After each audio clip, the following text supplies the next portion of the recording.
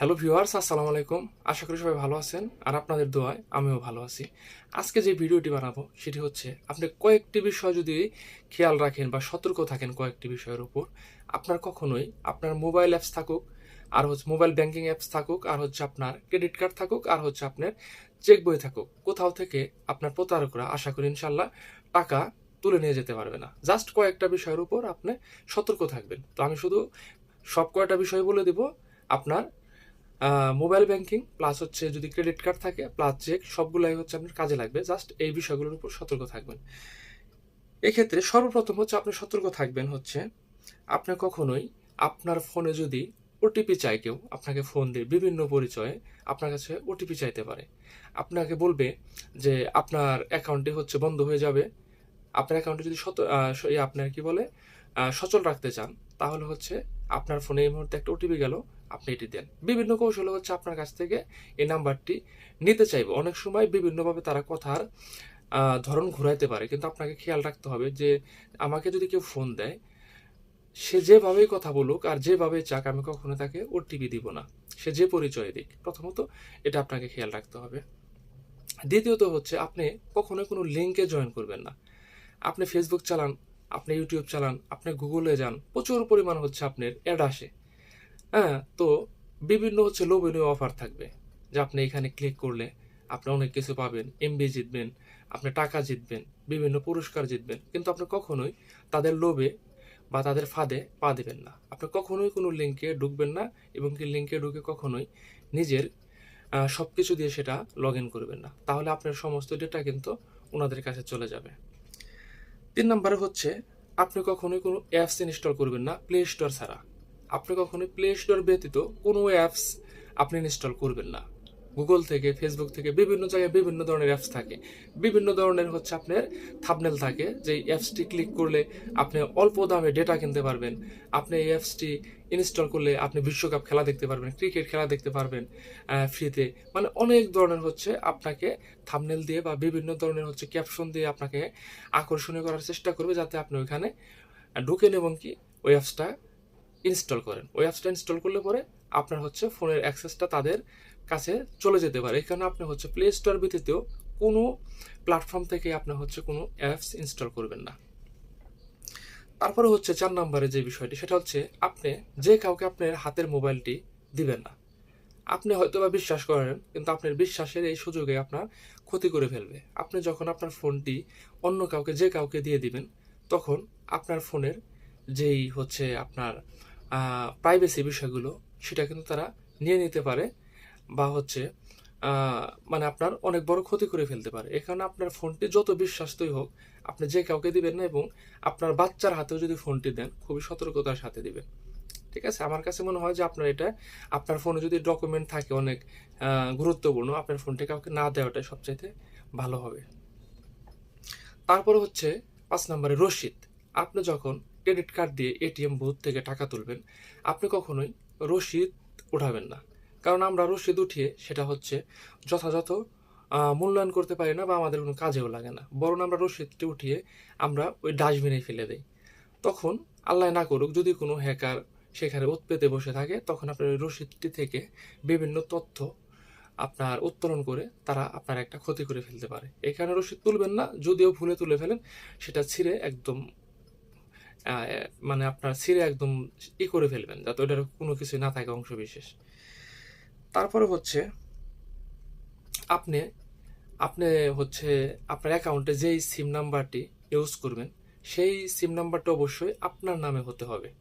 আপনি কখনোই অন্যের নামে রেজিস্ট্রেশন করে সেই সিম ইউজ করবেন না, এবং কি সেই ইউজ করা নাম্বারটি আপনার কোনো গুরুত্বপূর্ণ ব্যাংক অ্যাকাউন্টে ব্যবহার করবেন না।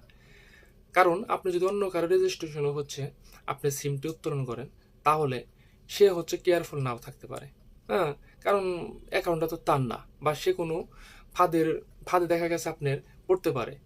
তো ওনার অ্যাকাউন্টের ডিটেলস দিয়ে দেখা গেছে আপনার সিমটি রিপ্লেস করে নিতে পারে। আর অ্যাকাউন্টের ফোন নাম্বারে কিন্তু অনেক গুরুত্বপূর্ণ একটি বিষয়। যেমন আপনার ধরেন একটা চেক, মানে একটা আপনার চেক কেউ নিয়ে হচ্ছে ব্যাংকে গেছে টাকা তোলার জন্য, ধরুন ৫০,০০০ টাকা তুলতে গেছে, তখন কিন্তু তারা কিন্তু ওই সিম নাম, ওই আপনার অ্যাকাউন্টে যে ফোন নাম্বারটি দেওয়া আছে সেই নাম্বারে কিন্তু তারা ফোন দিবে, ফোন দিয়ে আপনার কাছ থেকে অনুমতি নেবে।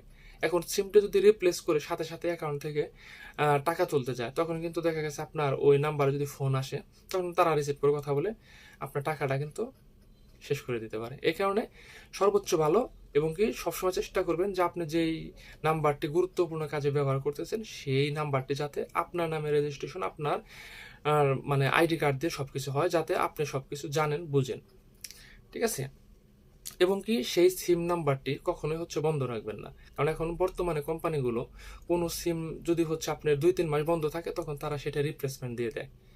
এখন অ্যাকাউন্টে যে আপনার নাম্বারটা দিয়েছেন, আপনার সিম যদি রিপ্লেসমেন্ট হয়ে যায়, তাহলে অ্যাকাউন্টের ওরা তো আর জানে না যে আপনার সিমটি রিপ্লেসমেন্ট হয়ে গেছে। হ্যাঁ, তো একটা অঘটন ঘটতেই পারে। এই কারণে খুবই সতর্ক থাকবেন যে আপনি যে সিম নাম্বারটি হচ্ছে দিয়েছেন, যে নাম্বারটি দিয়েছেন সেই সিমটি যাতে সবসময় অ্যাক্টিভ থাকে এবং সচল থাকে, এবং আপনার যত্ন সহকারে রাখবেন, খুবই যত্ন সহকারে। কখনো যদি হারিয়ে যায়, সাথে সাথে আপনার কাস্টমার কেয়ারে ফোন দিয়ে আপনি সেটি বন্ধ করে দিবেন, বা বন্ধ করে দিয়ে পরবর্তীতে আপনি নিজে রিপ্লেসমেন্ট করে ফেলবেন। তারপরে হচ্ছে আপনার ক্রেডিট কার্ড সচরাচর অথেন্টিক জায়গা ছাড়া ইউজ করবেন না।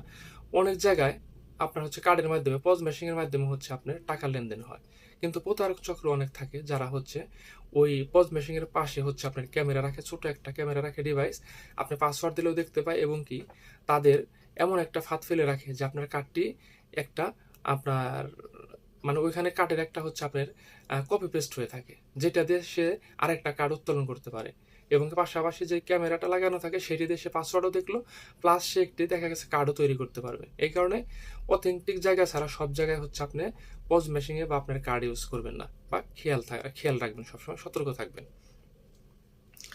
তারপরে হচ্ছে আপনার অ্যাকাউন্টের যে চেক বইটি এবং কার্ডটি, সেটি অবশ্যই যত্ন সহকারে রাখবেন, যেখানে সেখানে ফেলে রাখবেন না, এতে আপনার মস্ত বড় ক্ষতি হয়ে যেতে পারে। খুবই যত্ন সহকারে রাখবেন।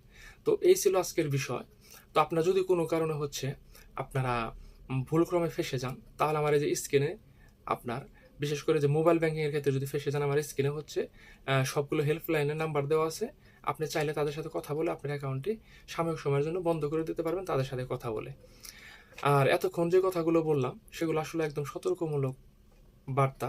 আপনি এখানে হচ্ছে কখনোই ভয় পাবেন না বা আতঙ্কিত থাকবেন না।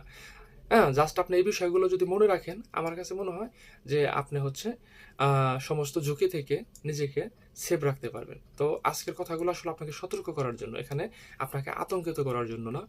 আপনি হচ্ছে এই কথাগুলো যদি মেনে চলেন, আপনার হচ্ছে ওই যে বলে না যে আপনার এই কি বলে, এই কথাটা আমার মনে আসতেছে না, যে আপনি যদি হচ্ছে সতর্ক থাকেন, তাহলে আপনাকে বিপদে ফেলা মুশকিল। তো কাজেই হচ্ছে বাংলাদেশে প্রচুর পরিমাণ আসলে প্রতারক চক্র, যারা হচ্ছে সবসময় উৎপেতে থাকে আমাকে ফাঁদে ফেলার জন্য। আপনি যদি একটু সতর্ক থাকেন, তাহলে আপনি ভালো থাকবেন, আপনার পরিবার ভালো থাকবে। তো কথাগুলো অবশ্যই হচ্ছে আপনাকে আতঙ্কে ফেলার জন্য ছিল না, জাস্ট আপনাকে সতর্ক করার জন্য। তো ভিডিওটি যদি ভালো লাগে, অবশ্যই আপনি হচ্ছে আমার ইউটিউব চ্যানেলটি হচ্ছে সাবস্ক্রাইব করে যাবেন, আর যদি ফেসবুক পেজ থেকে দেখেন, তাহলে চ্যানেলটি ফলো করে যাবেন। সবাই ভালো থাকবেন। আসসালামু আলাইকুম।